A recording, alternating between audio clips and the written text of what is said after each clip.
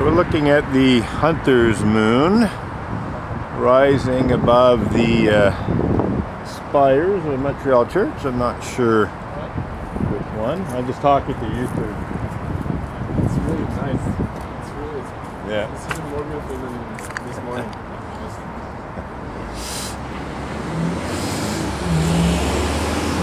So we're using a 400mm lens with a 3x teleconverter, bringing it up to 1200 millimeters, and 2000 ISO f8 period of the sun.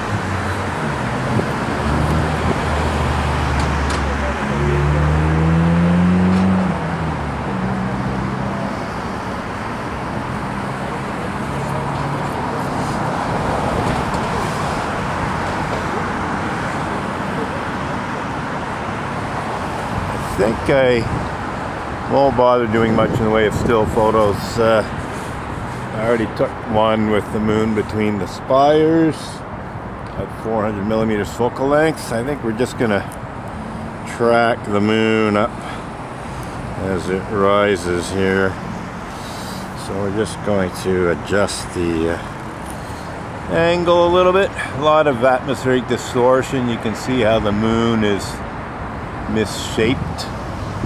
shapen, and as I said, we're just going to do video. I think there's just nothing now to get a good alignment with, really.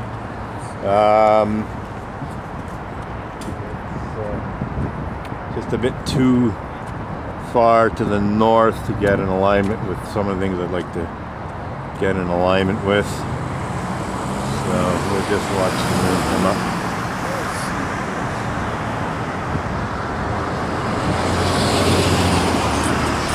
Got a piece of baggage here. The tripod. So I guess I'm not alone in trying to get this shot. So, what do we do here? I think we're just going to let it rise up. So again, 1200mm focal length. We're talking about a SuperMoon, you know, slightly larger apparent size than normal. It fluctuates depending on the orbit of the moon around the Earth. So, got some hats going through here. Are you guys photographing the moon? I'm actually doing video, so you're being recorded. Yeah, you can say whatever. You can tell YouTube whatever you want. Hey guys. The moon right now. Comet's over there and hard to see. Yeah. It's, especially with the full moon. The full moon lights up the sky, yeah, exactly. And so the sky is quite bright. Like I had trouble getting it last night, but I will try. I'm going to go to Ile Saint Helene for that. Awesome. Looking west. What a moon. Yeah.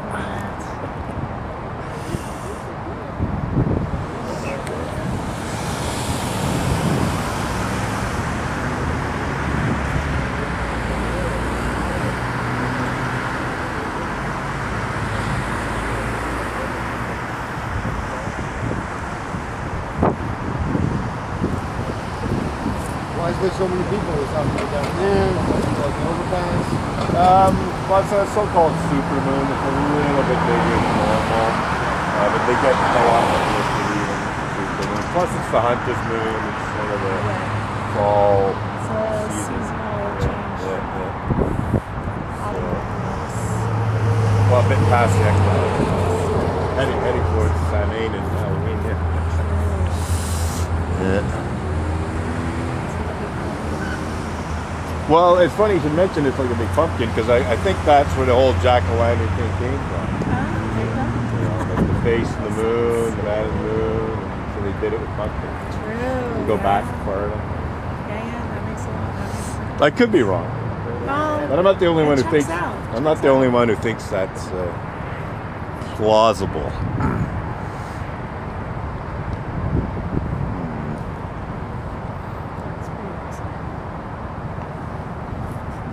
Thank you. Enjoy. Thanks. By the way, it'll be on YouTube if you just run the approach. My name's Robin Edgar. Can you remember that? Robin Edgar.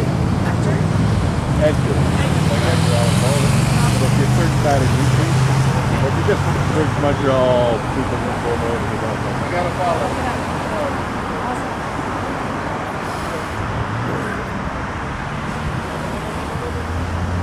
So, people admiring the moon. Myself. There's more down the hill. So we're going to raise this up a little. And let it rise up through the frame. Come on. Alright, I guess we'll do that. You know what? I'm going to put it back over the corner a bit. Yeah. Wish my tripod head had a better fine-tuning on it.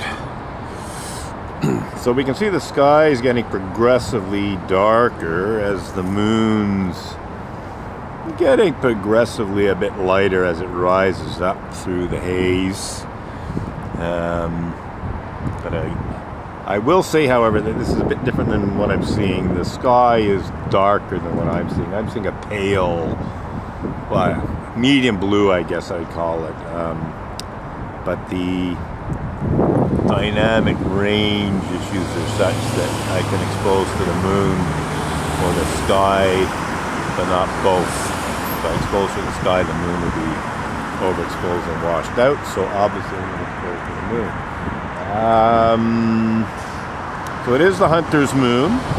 It's the day after the official full moon, but when it came up last night, I was trying to get images of the comet, and I was in an area where looking towards the moonrise, it was obscured by trees, so I didn't even bother.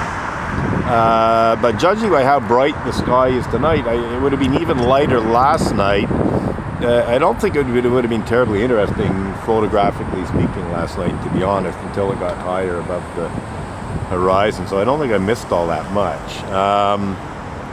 But I am wishing I got here a bit earlier and had a better idea of where it was coming up, because I could have had better photos and video of it coming up between the spires of the church in the distance. It's now well above and to the right, and it's getting up to the top of the frame again. So I think I'm going to keep the exposure as is. As I said, you can see the sky is getting darker and darker. It's just we're going to just keep this in one clip, so you're going to see some shakiness as I adjust things. And yeah, so we're just going to let the moon rise up. So as we can see, on the screen, it's getting to be a dark gray, almost black, but not quite. The moon's still exposed reasonably well.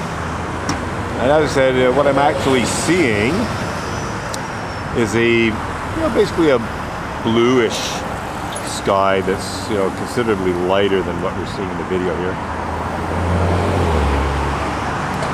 And I don't know how much longer I'm going to stick around for this, because I do want to go to Ilfaycon to try and get the comet. I'll talk to a couple of people who are here if they want to go too.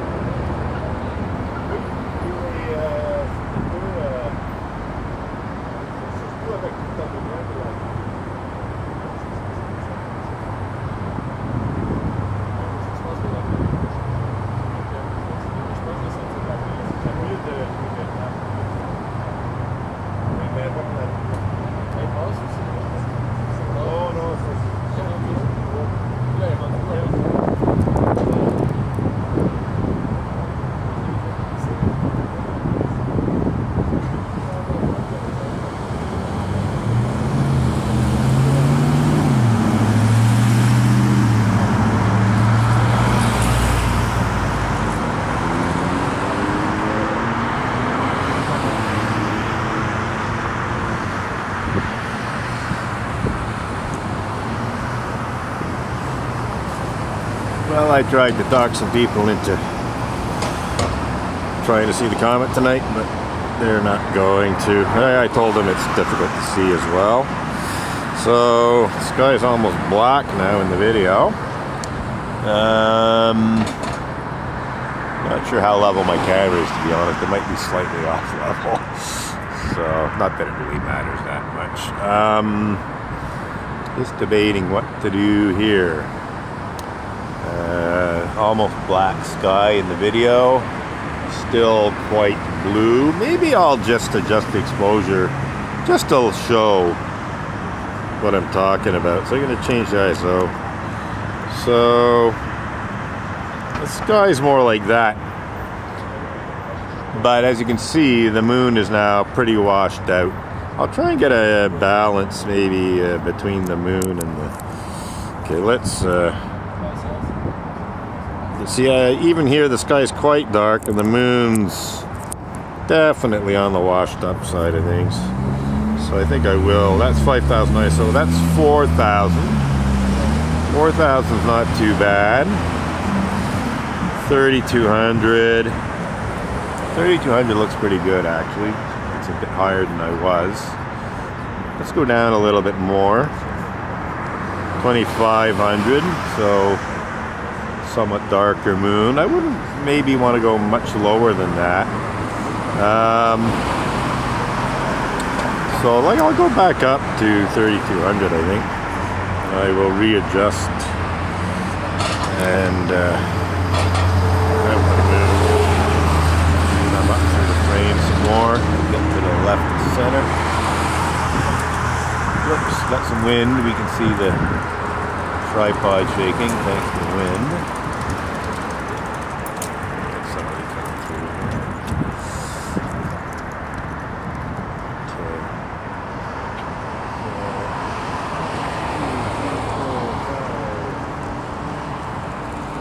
Got 5 people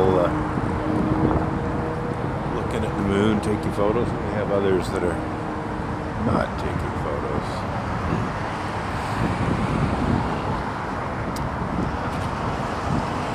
Anyhow, just not sure about whether I want to take still photos. I just don't think it's worth it. There's too many issues with vibration. So I think I'm just not going to bother with the still photos.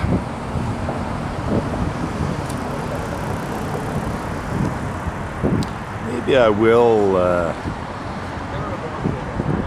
go back to looking at the church a little bit. I might do a composite. I might like get a nice exposure of the church spires and composite.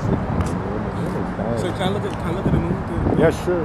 Oops, just hang on. I'm just gonna adjust the angle a bit.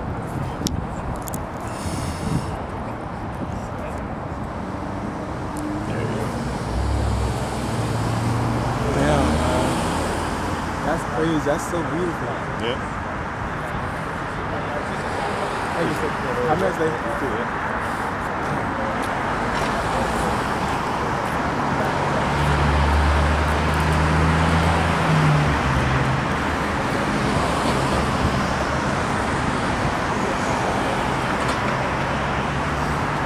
So now we got a pretty well black sky on the screen, but it's still a sort of a nice medium blue. Looks like there's a bit of a halo around the moon, but that's not visible in the video. Excuse me. We've only got about 5.5 minutes of recording time left here.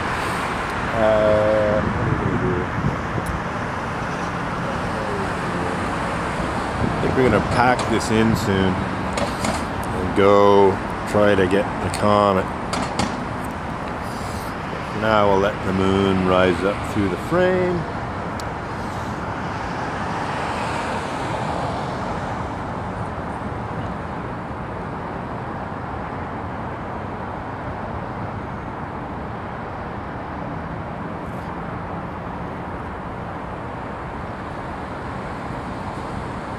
I think I will, once it gets up to the top, I I'm going to adjust the exposure to a darker exposure. We're talking about a darker exposure and try again. J'ai essayé de prendre avec mon téléphone, ça ne voit rien, puis là je l'entends tellement clair que oh.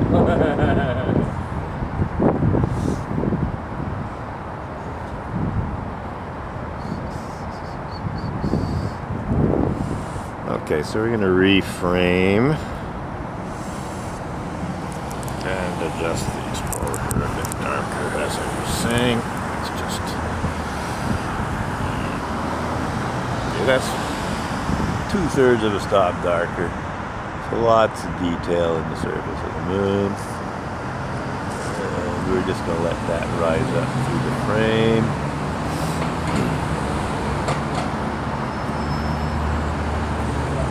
I should mention we're using a 400mm Nikkor EDIF lens from late 1970s, early 1980s. Manual focus lens, f5.6 maximum aperture. Stop down to f8. And I'm using a 3x teleconverter, which brings the focal length up to 1200mm. But eats up 3 stops worth of light. So we're really at f8, 11, 16, 22. We're really at f22, ISO 2000, 30th of a second. And it looks like it's getting up at the top of the frame again. So we will recompose. This camera records for 20 minutes. So I'm just going to let that continue to record for another almost 3 minutes. We're just going to let the camera do its thing. I'm debating adjusting the exposure again, but not darker, just slightly lighter. Still got 2.5 minutes of recording time left. Plenty of time to do that. We're basically just getting some B-roll, stock footage as it were at this point.